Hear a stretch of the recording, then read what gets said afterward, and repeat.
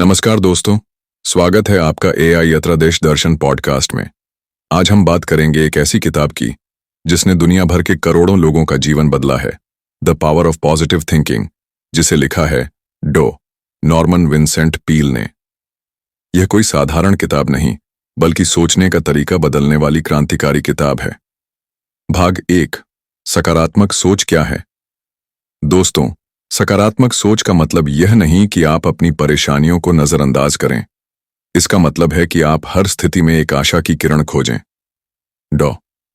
पील कहते हैं, change your thoughts and you change your world, यानी अपने विचार बदलो, दुनिया बदल जाएगी। जब हम खुद पर भरोसा करते हैं तो जीवन की हर चुनौती हल्की लगने लगती है। भाग 2, नकारात्मक सोच से मुक्ति कैसे पाएं। लेखक बताते हैं कि हम अपने मन में नकारात्मक विचारों को बहुत जगह दे देते हैं। उदाहरण के लिए, मुझसे नहीं होगा, मेरी किस्मत ही खराब है। ऐसे विचार हमें पीछे खींचते हैं।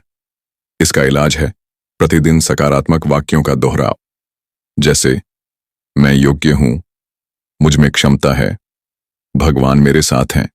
धीरे धीरे ये वाक्य हमारी सोच को एक नई दिशा देते हैं। भाग 3, विश्वास की ताकत। किताब में एक बेहद शक्तिशाली सूत्र है, हैव फेथ इन योरसेल्फ। जब तक हम खुद पर विश्वास नहीं करेंगे, दुनिया भी हम पर भरोसा नहीं करेगी। पील के अनुसार आत्मविश्वास और ईश्वर पर आस्था मिलकर चमत्कार कर सकते हैं। वे उदाहरण देते हैं उन लोगों का जिन्होंने सिर्फ अपने विश्वास के बल पर असंभव को संभव बना दिया।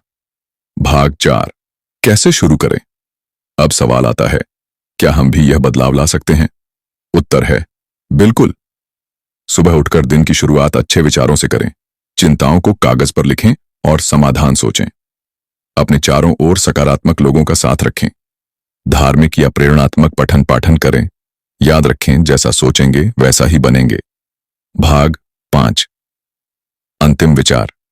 इस किताब का मूल संदेश है, अगर आप सोचते हैं कि आप सफल होंगे तो आप सफल हो सकते हैं।